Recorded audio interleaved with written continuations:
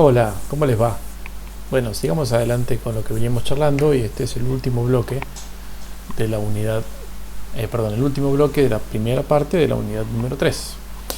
En este caso, hasta el momento habíamos planteado cómo funcionan el diodo, el transistor bipolar, el transistor MOSFET, ¿sí? Y cómo podemos con ellos hacer o implementar llaves electrónicas. En el caso de los transistores, los podemos utilizar como llaves electrónicas controladas tanto por corriente o por tensión según el tipo de transistor. En definitiva, las podemos usar como llaves que se abren y se cierran y me generen estados de conducción o estados de no conducción, lo cual está muy relacionado con los unos y los ceros que nosotros manejamos en los sistemas digitales. En definitiva, después terminamos viendo cómo puedo combinar a estos transistores para generar las funciones lógicas básicas que nos proveen las compuertas. Bueno, la gran invención y lo que produjo la revolución de la electrónica justamente fueron los transistores. No importa si sean los transistores bipolares o los transistores MOSFET. El transistor vino a traer una gran revolución para la industria de la electrónica y la posibilidad de empezar a miniaturizar, ¿sí? La miniaturización de muchos sistemas electrónicos, ¿sí? En particular, si yo hablo más de los sistemas digitales, el hecho de poder integrar transistores cada vez más pequeños dentro de una oblea de silicio, en este caso la oblea de silicio es esto que viene acá, este pedacito nada más. Si dentro de una oblea de silicio yo puedo integrar muchos transistores, en definitiva quizás puedo hacer muchas funciones lógicas y combinarlas para hacer todo un sistema digital más complejo. Las compuertas lógicas que vimos en los videos anteriores son sencillas, tienen 4, 5, 6, 7 transistores, ¿no? Pero sabemos también que cada compuerta la podemos combinar con otras compuertas y hacer funciones lógicas más complejas, y nos vamos a dar cuenta cuando lleguemos a la próxima unidad de sistemas combinacionales de que cada vez la complejidad va creciendo y voy haciendo funciones lógicas y sistemas digitales cada vez más complejos. Entonces necesito cada vez más transistores, en definitiva, para hacer algo más complejo. El hecho de que podamos miniaturizarlos e integrarlos dentro de lo que llamamos un circuito integrado nos permite hacer cada vez más cosas más complejas. Y alrededor de ustedes todos los días la electrónica avanza y tenemos celulares cada vez con mayores capacidades, y una de las cosas que lo permitió fue el avance en la miniaturización, palabra que se me complica decirlo varias veces, ¿no? Bueno, existen distintos tipos de circuitos integrados.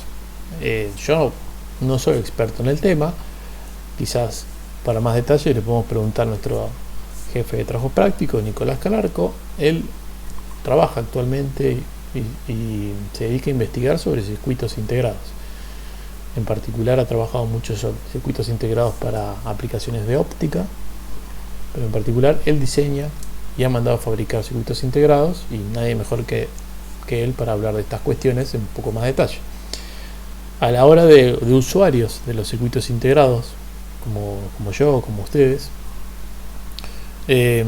normalmente vienen en distintos tipos de encapsulados, ¿sí?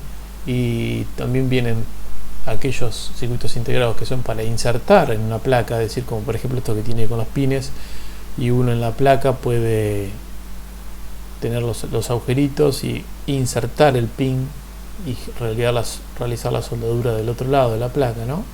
¿Sí? Una placa que tiene una pista, por ejemplo, acá, este pin se inserta y se suelda.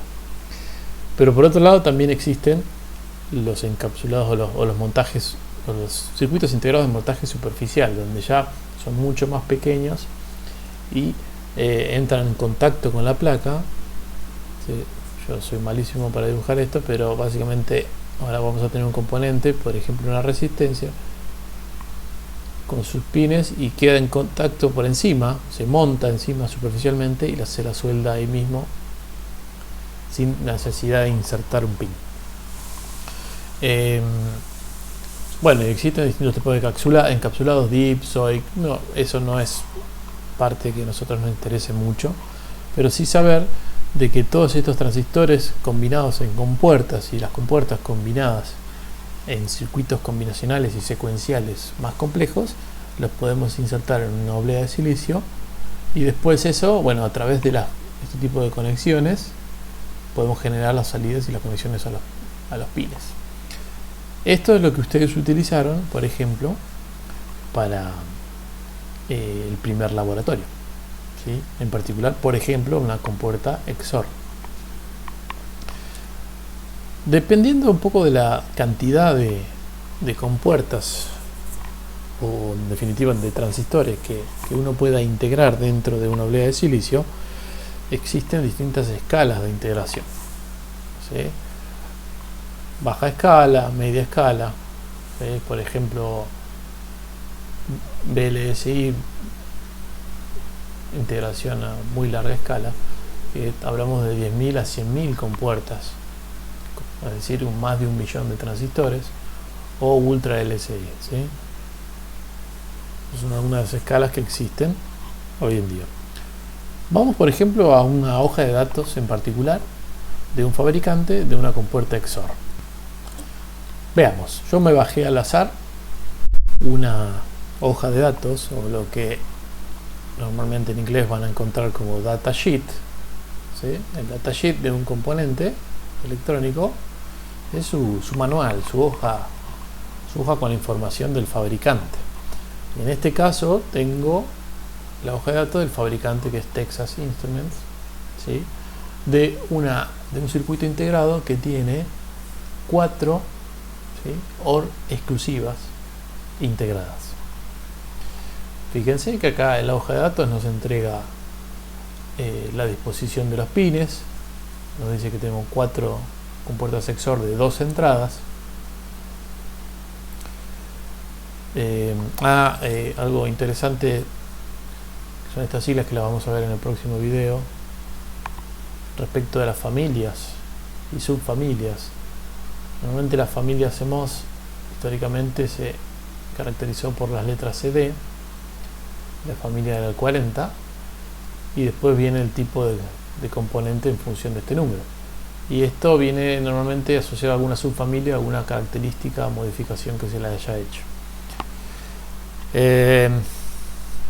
Fíjense ahora, debajo tengo el diagrama de cómo se conectan los pines, ¿sí? A qué le corresponde cada uno.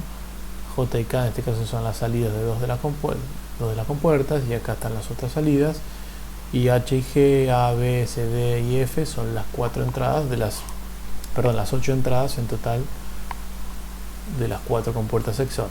Y por último tenemos la tensión de alimentación positiva y lo que conectaríamos a tierra, ¿no? Otras cosas que van a poder encontrar en la hoja de datos tienen que ver con todas las características eléctricas, y además de las características en algunos casos mecánicas y respuestas de variaciones de temperatura, etc. En condiciones normales de uso, a nosotros no nos va a interesar demasiado el tema de la construcción y el tema de las temperaturas. Más bien nos vamos a enfocar en la parte más eléctrica, y tenemos los parámetros eléctricos respecto a corriente continua, corriente alterna. También tenemos especificaciones respecto a los tiempos en que tardan en responder las compuertas. Bueno, eso lo vamos a ver en detalle en los próximos videos. Por último, por ejemplo, fíjense, esta es una compuerta CMOS, tecnología CMOS. Pueden observar un caso que tiene una variación bastante amplia de la tensión que le podemos suministrar acá en VDD, desde 3 volts hasta 18 volts, por ejemplo. La diferencia con la familia TTL es que esa familia trabaja con 5 voltios nada más, entonces es un poco más restringido. Y por último, a ver si se puede ver bien, tenemos el esquema del circuito con los transistores. Fíjense que obviamente acá el fabricante no utiliza la terminología de de transistores PMOS y NMOS de forma lógica, como nosotros habíamos dicho, para facilitarnos las cosas, ¿no? Pero acá tengo un canal P y un canal N, ¿sí? Acá tengo, por ejemplo, un inversor, fíjense, son dos acá en complemento. Y esto en definitiva es como el fabricante combina distintos transistores P y NMOS para generar lo que en definitiva hace ese circuito, que es una compuerta XOR. La compuerta XOR que tenemos tiene un 1 cuando A es 1 y B es 0, o tiene un 1 cuando A es 0 y B es 1. En definitiva acá hay una AND, otra AND, y acá hay una suma. Bueno, todas esas combinaciones están en este circuito. Obviamente no vale la pena ponernos a analizar cada una de las partes y el funcionamiento, pero ya las herramientas para poder hacerlo ya las tienen. Cualquier cosa me pueden preguntar. Bueno, a ver, otras cosas que pueden encontrar son estas, decíamos, las características eléctricas de las tensiones de salida, en alto, en bajo, ¿sí? Los niveles de corrientes, tensiones de entrada, los márgenes, respuestas en frecuencia, ¿sí? Las curvas respecto a distintas temperaturas. Bueno, en fin, hay muchas cositas, y también tiene, en este caso, cómo viene la información del empaquetado. Creo que con eso estamos bien.